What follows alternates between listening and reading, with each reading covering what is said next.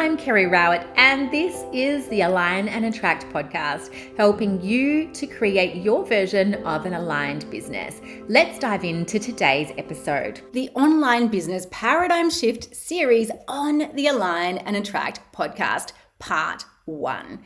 Welcome to this incredible 3-part series, which is going to give you so much insight into how you might thrive in this changing environment we find ourselves in the online business space. I have had a workbook created for the first 2 episodes, which are out this week. It includes speaker quotes, key points, and reflection questions for your own musings. Go ahead and download that at alignandattract.com/workbook. If you have noticed big changes in the online business world lately, you are not alone.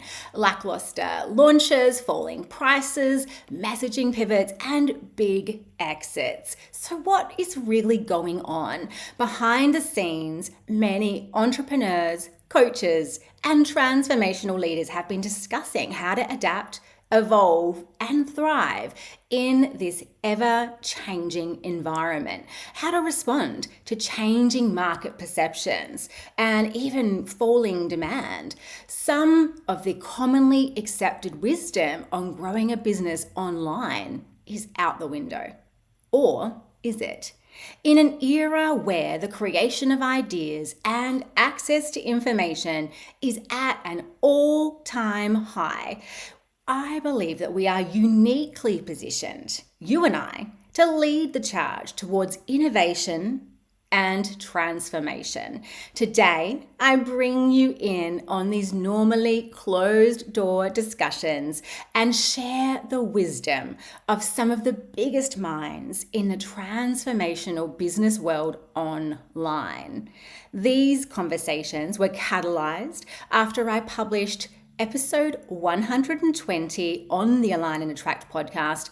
Are we in a paradigm shift in online business?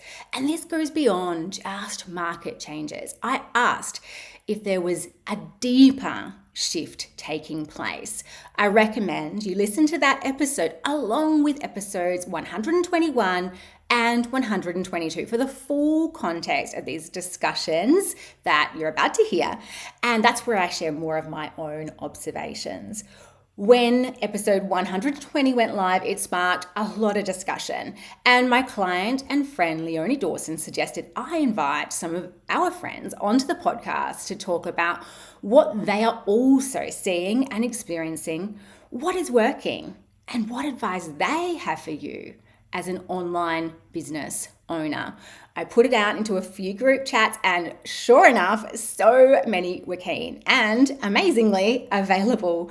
Some of us have been clients for each other. We've been part of programs together. We're friends of friends. And from there, realizing there was so much interest in this conversation, I invited a few extra women to enrich this conversation. And this is the first of 3 roundtables or panel discussions, which I know you're going to love.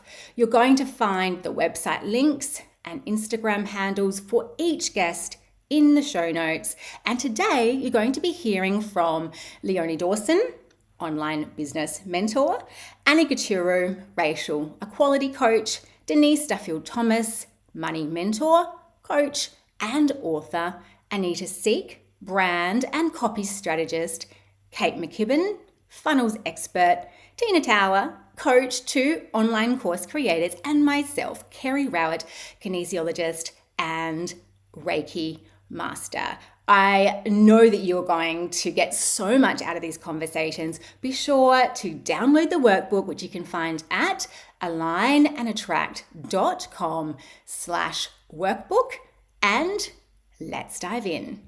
So welcome Leonie Dawson, Annie Gichuru, Denise Duffield-Thomas, Anita Siek, Kate McKibbin, and Tina Tower. We're going to start off by talking about what we are seeing in terms of shifts in the online space and any impacts you might be seeing to your own business, really what is different to a year or more ago and what is just not working anymore. Leonie, could you please kick us off?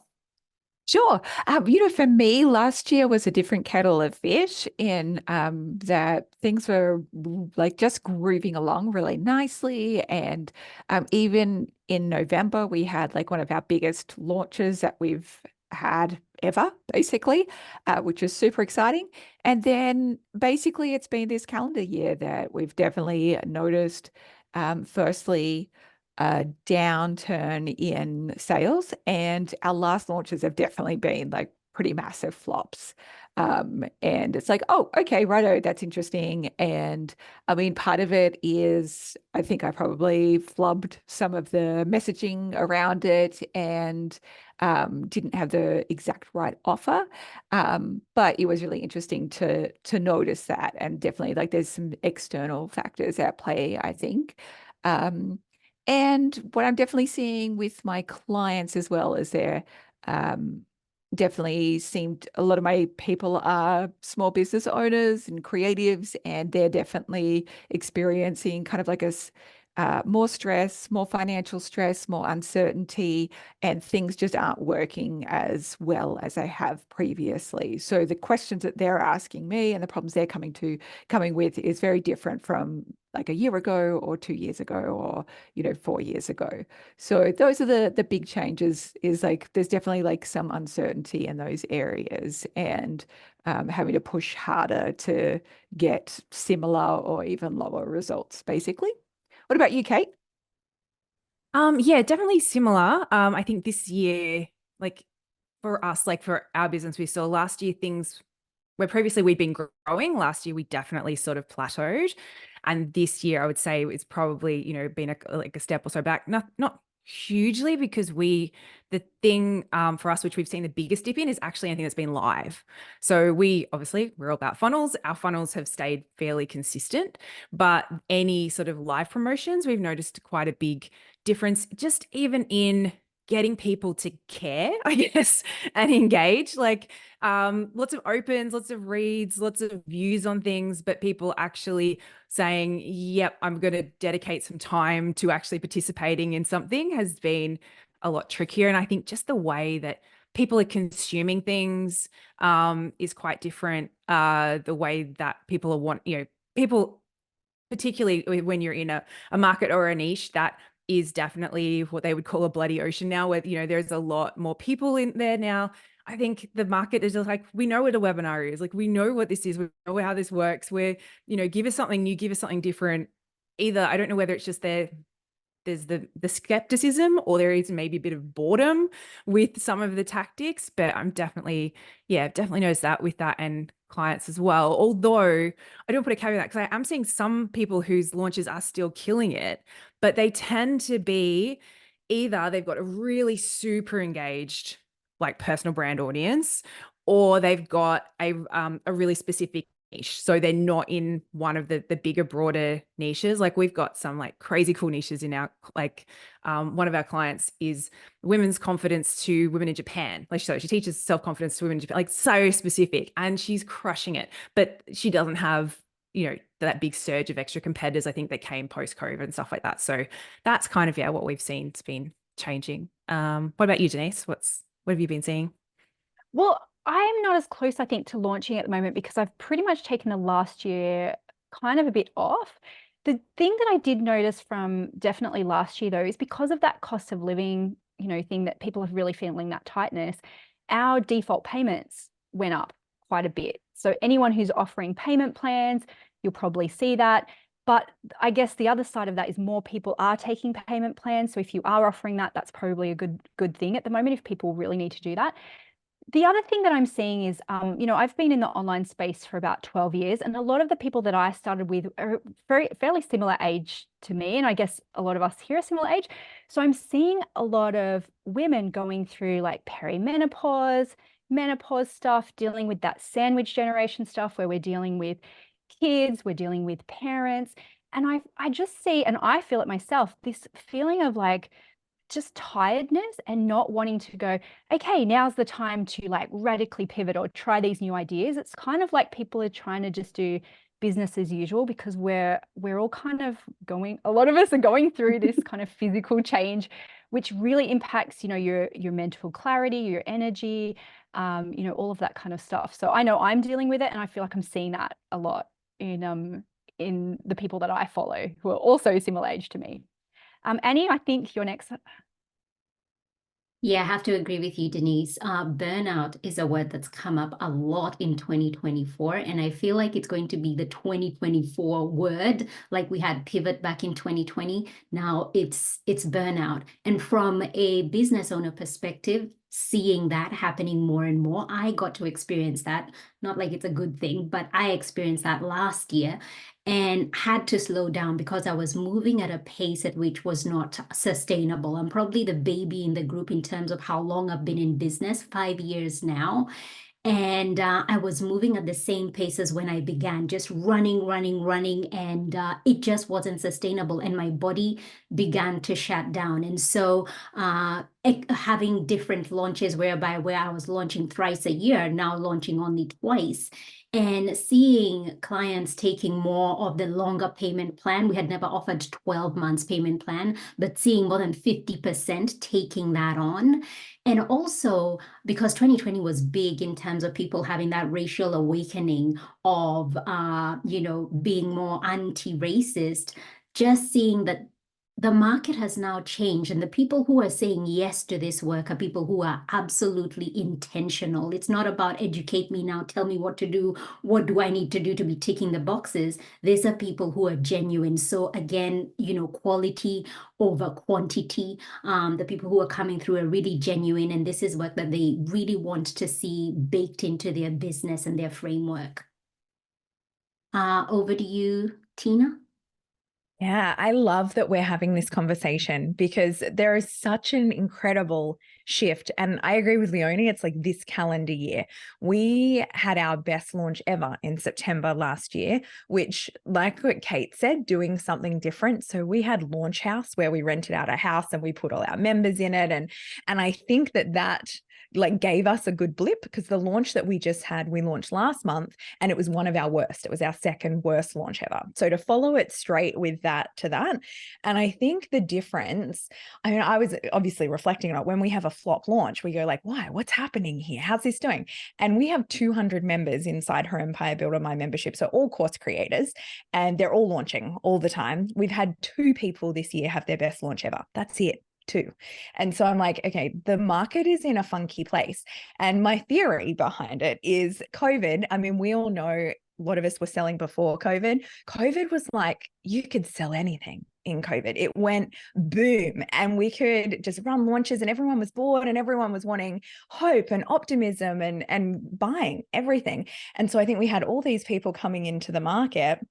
But then after COVID, like even 2021, we were still all excited. And then when it came into 2022, everyone like was sprinting because everyone was so happy to be out and doing all the things. And then last year, I think everyone started to get a little bit tired. Like Denise said, everyone just seems to be like more risk averse. Like I was going, the normal vibe that I get in a launch and how, people are buying courses and memberships because they're looking for a drastic transformation.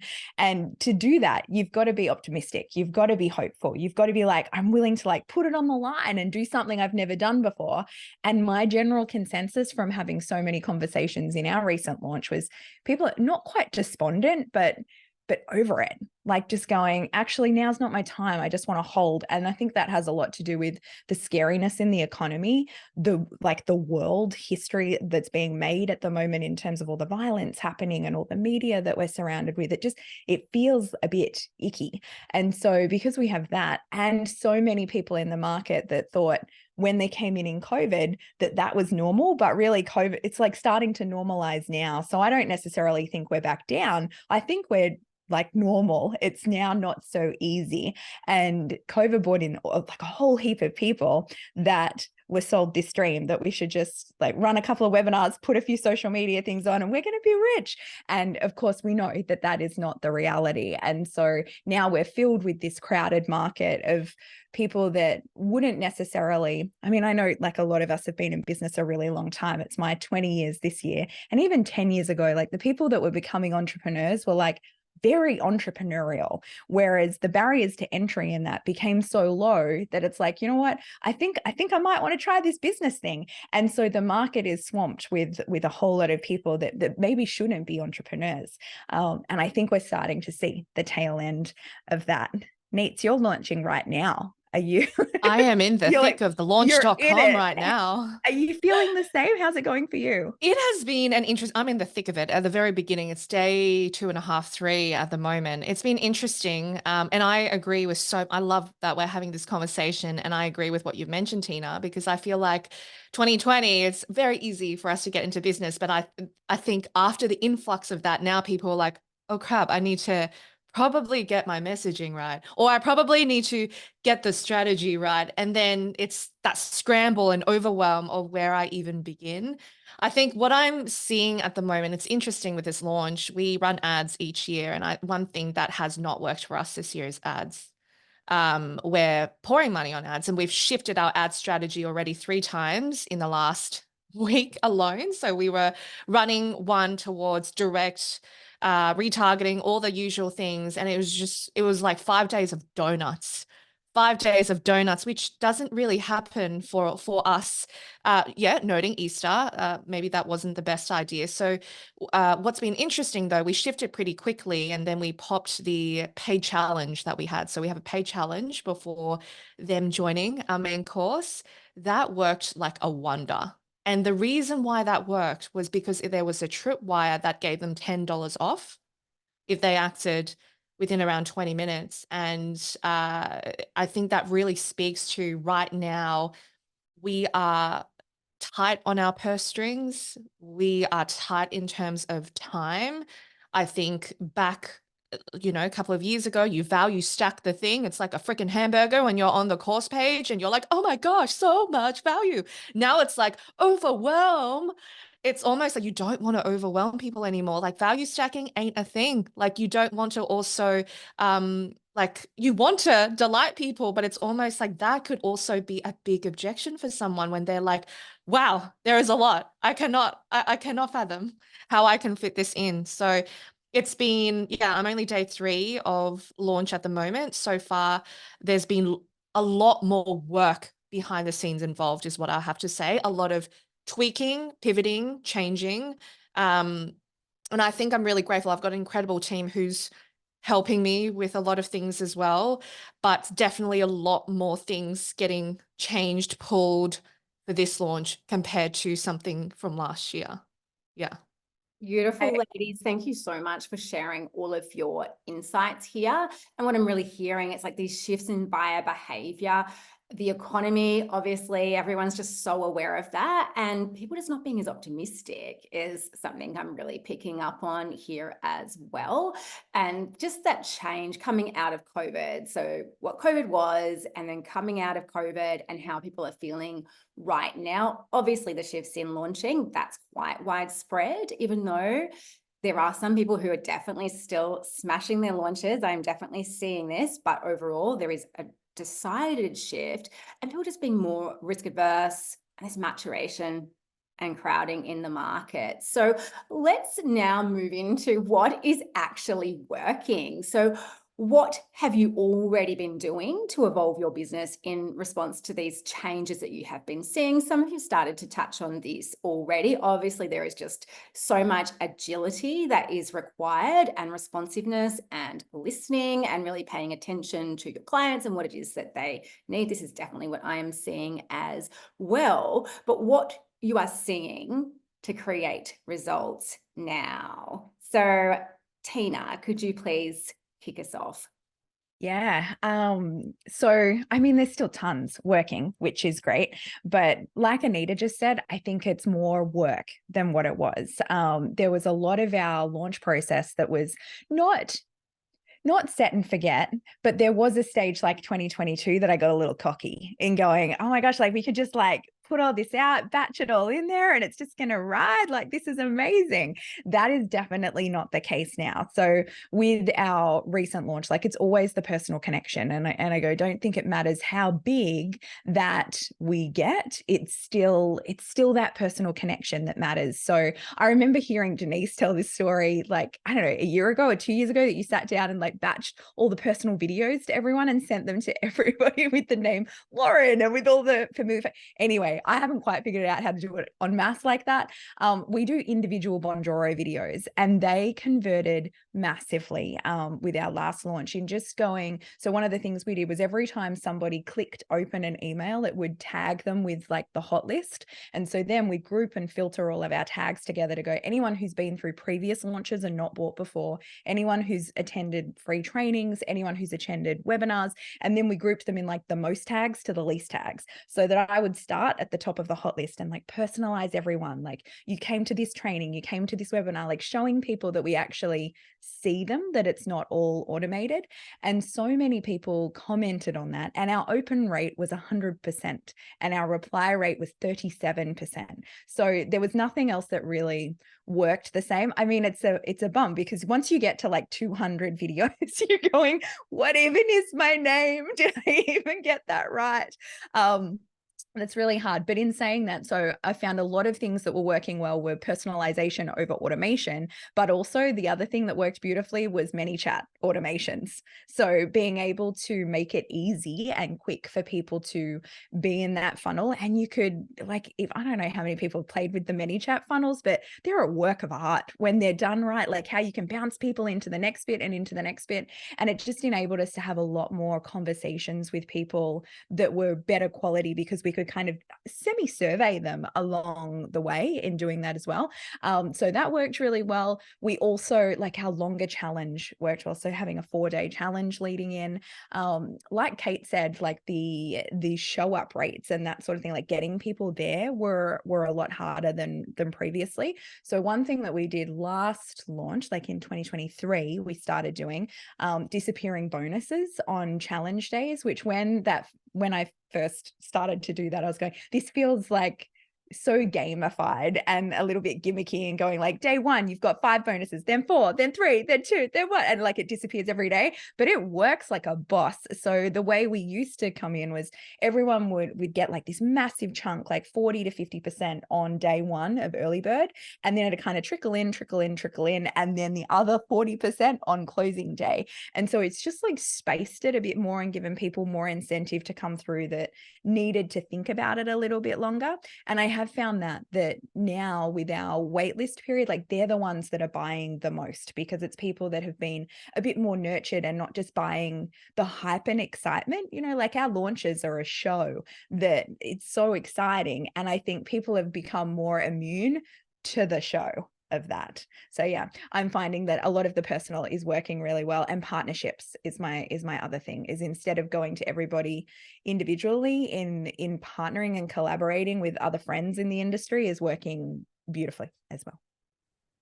Yeah. Beautiful, Tina. Absolutely loved all of that. Kate, would you like to build on that? What are you really seeing to work in your business at the moment? Sorry, still muted. It's like I've never done a Zoom before. So yeah, similar to what Tina's saying, ManyChat, particularly, we found that's worked super, super well. Although for us, we've been keeping them simple. We started building out the big crazy ones, and then there was some misfires, so we've brought them right back down. We did have one little conversation where two people, like our ManyChat and someone else's ManyChat, were like having a fight in the DMs basically, and we couldn't seem to stop it. And I was waiting for Instagram to just explode. But anyway, so ManyChat with low ticket, we've been loving low ticket these last 12 months, especially as an entry point, playing with different price points. Usually, like, we play with everything up to like $100 sort of in that space, but usually under the $30, like the really, really, like, this is almost like buying a Mars bar at the supermarket kind of like enticement sort of thing. But then having a really strong upsell track directly behind that. So that $27 initial offer can turn into a $500 sale quite easily if you've got the right offers behind it. So that's been working, I've seen that working really well across board in loads of niches. And then the other thing, similar to what Tina was talking about, like segmentation, like not being scared to look at all that information that is actually inside your systems, and being able to, like, we actually added one really simple thing to all of our opt-in forms about 6 months ago, where we asked, we're calling it a qualifying question, but it's just like one drop-down question where we say basically like, where are you at in business? But it could be like anything depending on your niche. And I was so amazed with what, firstly, we didn't actually do anything with to start with. We just wanted to see like which opt-ins are bringing in what kind of, who. And it was where we thought it was probably about 50-50 people who are starting a business versus people who are more, it was 85% people were pre-revenue. So we were like really shocked. They hadn't, even started yet. And this was with all kinds of different opt-ins, webinars, topics, all kinds of different things. So that I thought was really interesting. But what that enabled us to do was that, and Tina, I'll just read, Tina just said hers the same, hers is 72%. Yeah, what it enabled us to do was go, okay, well, is there a decision to make here? Like all our programs are for people who are a bit more advanced. Do we need to be offering something, or do we need to be changing where we're marketing, how we're marketing? It just kind of gave us some really good information. And it's just a really simple thing that you can add in to a form that, and I think everyone would kind of have slightly different sort of obviously results there. But I just found that a really, really powerful 5-minute thing that you can go and do. And then that, helps you going forward. Absolutely. Leonie. I'm going to jump onto this. Yeah. I want to ask Denise around this as well, because I've seen you do this, Denise, where you, ahead of your SMA launch, you have been asking that question, like what is, I think, the one thing that you are struggling with? Could you talk to us about this? Well, I mean, it's a launch strategy too, to find out you're, on track with everything, and find the exact words that people are using, because I find that I'm curious about Anita with this later on, is that you can sell the same thing, but you do have to shift and change depending on the times. And what I'm seeing is there's a return a bit to that like scrappiness, vulnerability that kind of came around the last financial crisis, which is when I started my business, right? I started like 2009.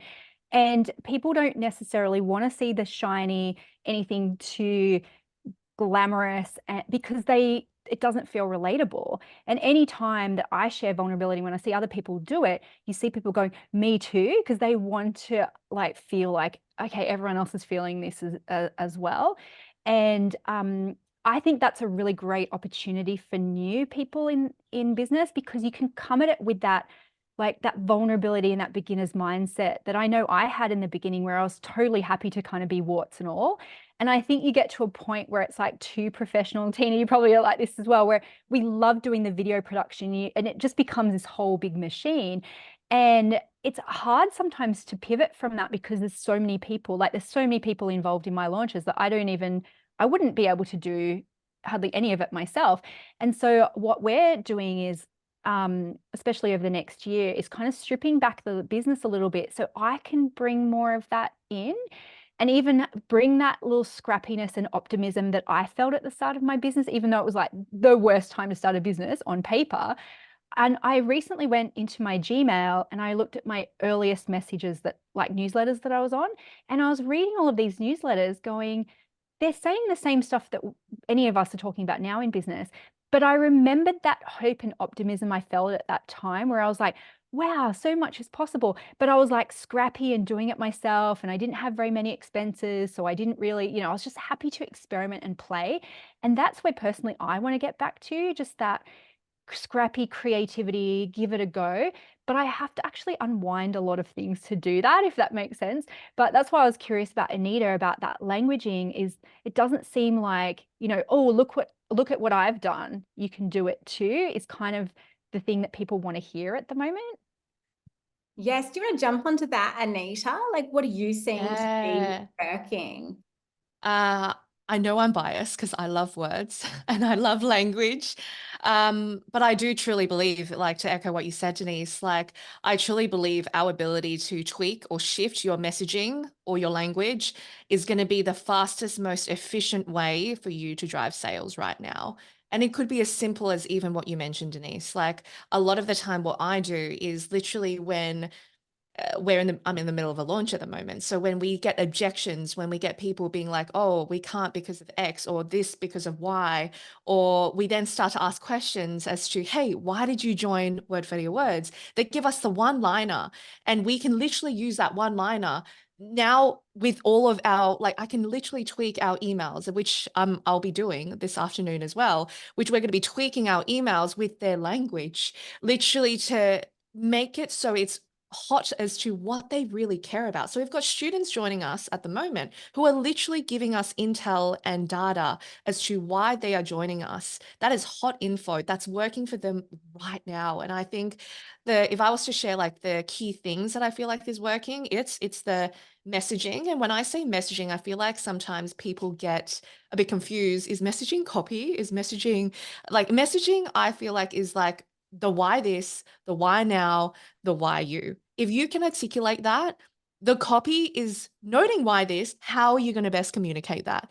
Noting why you should take action right now, how are you going to communicate that in a way that's compelling for your audience? And I know, Kara, you read one of the emails we sent out and you pointed out my Amy Porterfield example.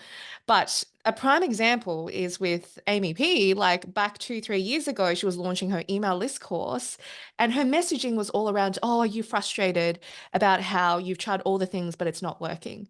That speaks to time. That speaks to overwhelm.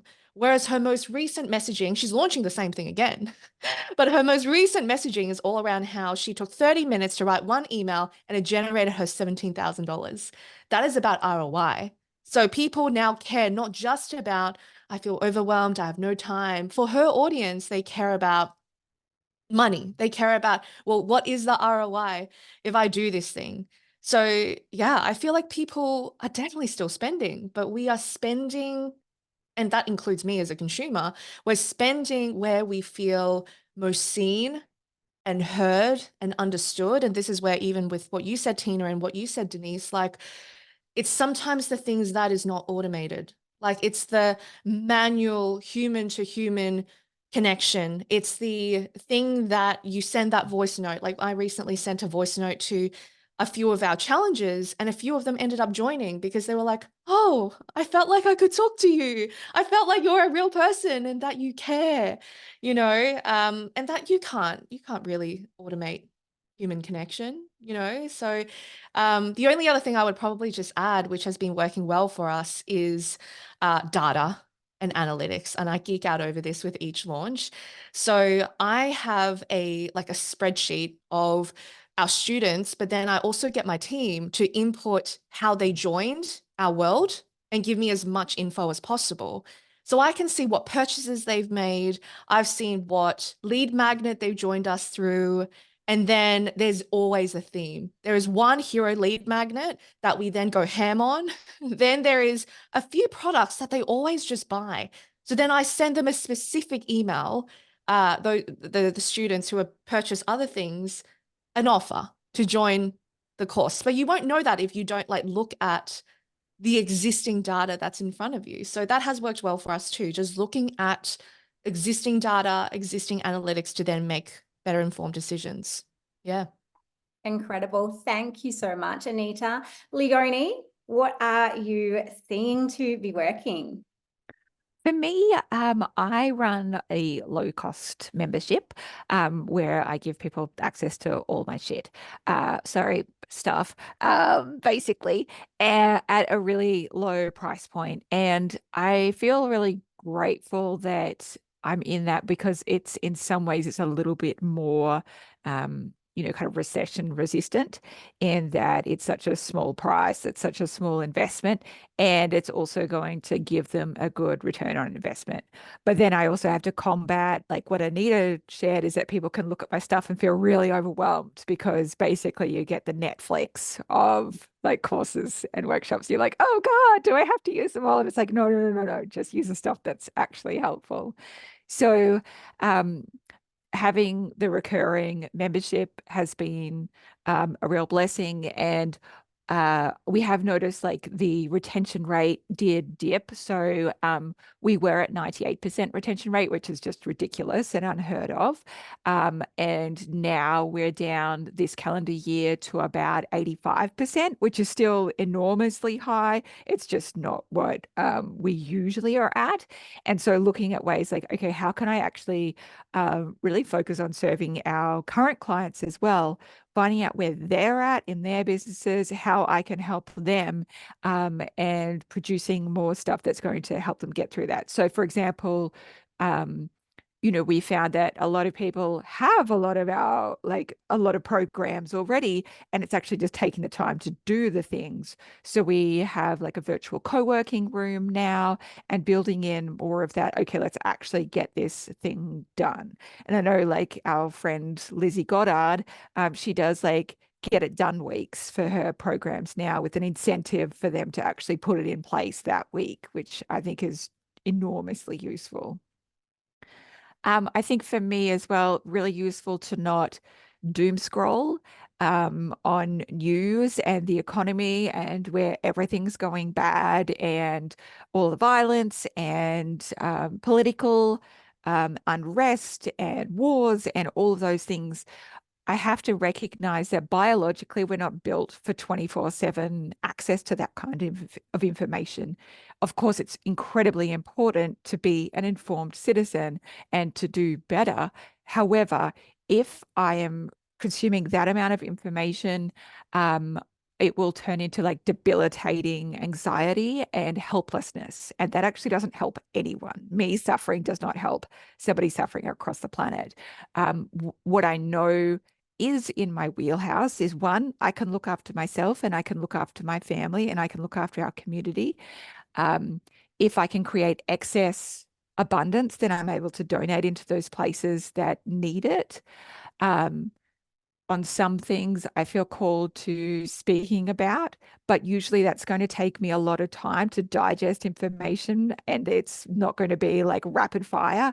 And I also I think especially like women entrepreneurs feel like they have to then speak about every single thing. And then they can also be like, well, I can't launch right now because another like awful thing has happened. And like I noticed this like starting in 2019 because Australia went through an enormous amount of bushfires and it felt like a massive crisis at that time. And I kept on putting off launches because like we were just like undergoing so many like stresses, and then COVID came and then like the next thing came and the next thing. And I was like, I actually need to not put off launches because stuff is happening, because unfortunately it's happening at a really rapid rate. And because we're global citizens now, we find out about all the things that are happening in the world. So staying focused on what can I do? How can I show up? How can I create positive change? And also just trying to like have neutrality, like not take it so deeply personally when I don't reach my goals, which is like an enormous life lesson. I love that, Leonie. Annie, could you please jump in and share with us what it is that you are seeing to be working at the moment? I think being a smaller business, what is working for me right now is relationship building.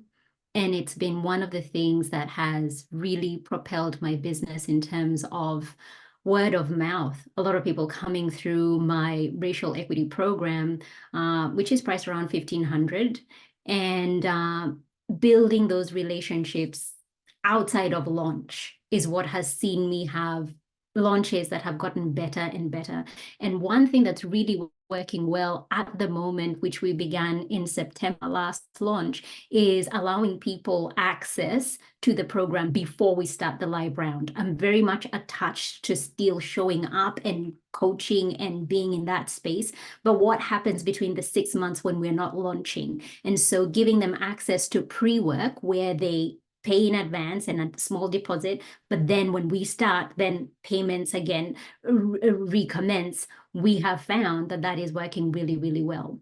And another thing is having longer launches. So for us as a small business owner, I'm finding a longer launch period is working better. That way your messaging is kind of being shared more and more, but not those 10 emails in 10 days or 7 emails in 7 days, finding that it's spaced out. They don't have to be sent every day.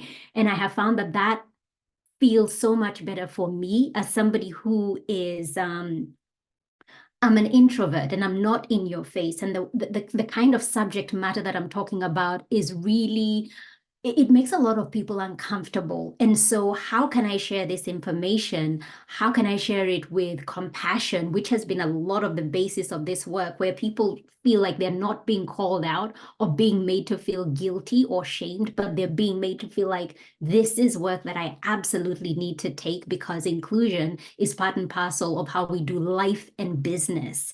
And another thing that's working right now, because of the crisis, the unrest, the genocide that we're witnessing in real time, people want to do more. They want to feel like, I want to understand, what's this all about race? I really want to understand what's going on and how can I better educate myself. And so having people come through, which to me was an eye-opener through our questionnaires. We have like a pre-enrollment questionnaire, like, how'd you find out about us? What made you say yes? And what's going on around the world is what has made me say yes. And that also for me says that maybe there's more content that I need to put in about some of the things that are happening and what kind of action you can take, especially because a lot of people who come through are change makers. They want to do good. They want to use what they have to make a difference. And so that's been a big thing. I'll also add relatability. People feeling like they can relate to you, the transparency of how you share your humanity, the fact that they don't feel like they're being sold to, that you're building relationship, and it makes it an easy ask. I feel like for me, because selling is something I've really had to work hard at, has been building those relationships through being true to who I am, and not kind of what Leonie, you were saying, looking around and saying, what's this person doing? How are they doing this? Oh, that's working well. Or I could use this to work for me. My business is so different, and how the things I'm talking about. So I have to be so grounded in who I am and my values, and sell from that perspective. And so that is what I have found to be working at this point in time. And a new revenue stream has stemmed from this, with people saying, you sell with so much ease. How do you do that? And I'm like, I don't sell with ease. I just have conversations. I just like to have chats.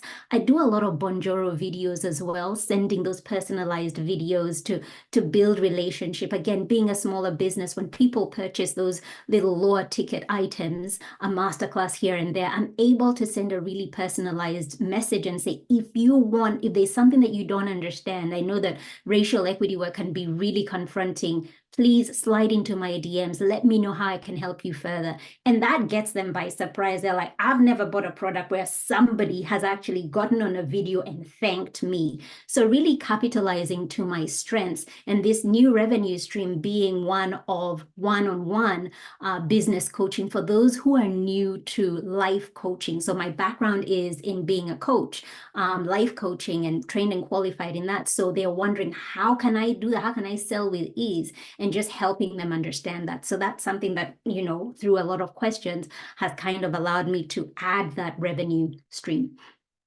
Brilliant. Thank you so much, Annie. And what I love about this discussion, you can hear all of these different viewpoints. And although there is overlap in some things that are similar, people are just seeing things differently as well, and really echoes a lot of what I'm seeing as well around personal relationships being the thing that really is working at the moment, really makes a difference to people. Trust, like very specific messaging, which your clients can really hear and feel like you are speaking to them and you're seeing them in what they are living in and dealing with right now in their lives, is just really working. And focusing on what your clients need and having that real clarity and specificity, and being able to describe exactly what it is that you do and how it is that you're helping them to achieve a result, because results are the thing. Like, if you can get people results in this environment, you will thrive in this environment and indeed any environment. And that can feel very difficult if your clients have been thriving and have been, winning, and then they're not, but really diving into that. And it's like, what does it take to get results in this environment? And answering that question, that's what I'm seeing to work. And so let's finish up with your very best advice about what it is that you recommend to people who might be struggling in their online business at the moment. Anita, could you please kick us off with this one? Yeah, I think the biggest advice I could give would be to listen and listen to the conversations that are already happening from your consumers, from your audience, from everything from objections as to what they're complaining about, what they're struggling with, and study their language. Like, be obsessed with the problem that you're solving so much that you get to really know the words, the language that they're using to describe everything that they are afraid of, they're scared of, they want more of. And I think for brands that are, killing it at the moment, they have the ability to still, no matter whether or not it's an economic wobble, it's a pandemic, because it will continuously happen, not to say like different, wobbles will happen that will impact our purchasing decision, is what I'm trying to say. Sometimes it's going to be the economy. Sometimes it might be the pandemic. Sometimes it might be a personal situation that might impact one's purchasing decision. But the brands that kill it know that at any given time, if you can still communicate how through your offer, you can still help your audience achieve what they want in a way that's better, faster, more efficient, or more streamlined, that is when you can get cut through. But you can't do that if you don't listen to what people actually want or listen to what they truly care about right now. So I think, be obsessed with the problem you're solving and just study the language that people are using at the moment. Awesome. Thank you so much, Anita. Denise, what is your best advice? So every time I get together with successful people, I realize how small our thinking is sometimes, because someone will say, "Oh, do you guys know this person? They're killing it." Like, do you and I'm like, "No, I thought we knew the same people." Like, and it just reminds me that we get, we think that our pond is the pond, and it's not. Mark even told me yesterday, he goes, "Oh, there's this guy who's making $1 million every week, and he just celebrated that he's done it for the last 20 weeks, like 200 weeks or something." And I was like, I've never even heard of him. And so we can get very myopic, I think, in our thinking. So don't think small. There are a lot of ponds out there. And also, I think the last thing is the simplicity. Don't be everything to everyone right now. Kind of what Anita was saying, like, words are so important, but when they're specific, not trying to be everything to everyone. I feel like I probably got a bit diluted too. So just bring it in, focus on one person, one problem that you're solving. Don't try and don't burn yourself out. Like Annie was saying, go really simple and just know, be persistent. Just do it. That's it.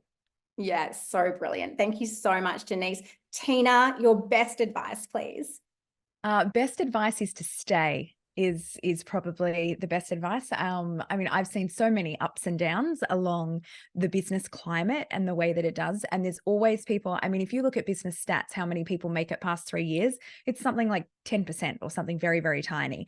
And a lot of that happens when times get tough. We can't win every single time. I wish we could. I always feel bad when I don't.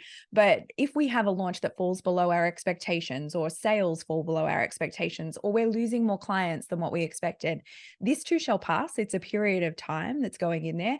And if we are kind to ourselves and see it as like the climate that we're in, and it's just going to flow, and then we're going to move on to the next one, and we're going to maybe make better choices when we're in boom time, to look after our future and investments. That's something we learn when we go through a few booms and busts.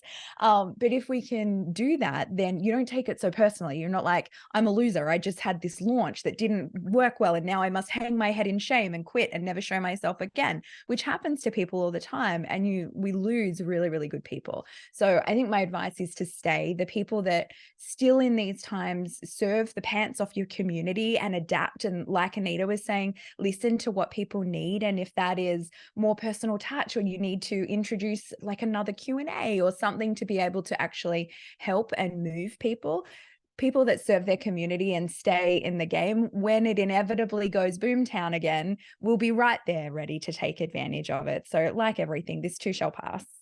Yeah, so good. Thank you, Tina. Annie, your very best advice, please. I'm getting distracted by the chat. It's going off. My best advice, and mine's going to be a little bit different. I love what you've said, Tina, about stay, because business is not for the faint-hearted. It brings out the best and the worst in you. And so you've got to want it so bad, and you've got to do what it takes to stay in it. To give you an example, when I first came to this country about 24 years ago, the first job that I got was being a cleaner. I was a cleaner, and I was a cleaner because it's not that I didn't have options. It's because that's what I believed was the best for me. It's what I believed, that's where I could start. That's where Black people like me started from. And so here's a piece of advice. If you believe in something and you believe that you deserve more, you've got to work at it, and you've got to stay in it to see what the fruits are going to be. And I think it's actually a good thing that we are going through this so-called paradigm shift, because it's going to separate those who are here genuinely and those who are jokers who've given a bad name to this industry that actually makes a difference. And so believe in yourself, get the support that you need, and keep going. Stay. Beautiful. Thank you so much, Annie. Kate, your best advice. Well, there's already been so much good advice. The only other thing I wanted to add really was to, on top of all of that, which absolutely I 100% agree with all of it, is to really see if you can get very single focused on to your whatever your best offer or offers are, to be, and how can you make that even better? Like, how can you make it so that it is irresistible to new people, and on the back end so that it is the absolute best value anyone has ever spent when somebody purchases it. And I think just rather than trying to go, what should I do with the algorithm on Instagram, or what should I do here? I think spending your time and energy just doing that, perfecting what it is that you're putting out, your actual offer, and then everything else stems from there. I think that's, that would be my number one piece of advice. Brilliant. Thank you, Kate. Leonie, round us out. What is your best advice? That we are literally made for struggle, that this is what humans do really, really well at. And we have tens of thousands of years of doing this through feast and through famine. Like, this is not a new experience, guys. Like, we're not like, oh my God, it's the first time anything's ever gotten hard at all ever during history. No, this is like a natural cycle of life. And I always think about my elders as well. These three old women that I was very blessed to be to have around when I was a kid, and they lived really long lives. And one of them, Nan, she lived to 102, and they were all just like beacons of peace and light and joy in the world. And she had been through the war. She had been through bombings in England. She had been moved away from her parents because it wasn't safe to live in London anymore. She had lost children and grandchildren. She had gone through some of the biggest griefs and, personally and culturally that you could experience. And it made her softer and lovelier and more compassionate. And she would say things like, well, there's not much we can do about that. We can just have a cup of tea, and we can look at the sun as it sets. We can garden, and we can do what we can do with these hands right now. And so I think about that, and I think about, may this time soften me. May it make me wider and more able to hold all of the ups and downs and hard parts and blessings of life. And may I remember that we are born for this, and it's a beautiful and normal cycle of life and business. Leonie, what an incredible way to finish. Thank you so much. And thank you so much to each of you, exceptional women, for bringing your wisdom, making time to share with the listeners. I know that everyone is just going to be taking so many notes and really listening to this episode more than once so they can soak it all in. It's just been such an incredible experience to speak with you all. So thank you so much. This was episode 123 of the Align and Attract podcast. And that means you can find all of the relevant show notes over at alignandattract.com/blog/123. Remember, you can download a workbook that goes along with this episode at alignandattract.com/workbook. We would love it if you could share this episode. You will find the Instagram handles for all of the speakers today in the show notes for the episode. Please do share this with your friends. We would love to hear your thoughts, and I'll be back in your ears in 2 days' time with part 2 of the Online Business Paradigm Shift series. See you then.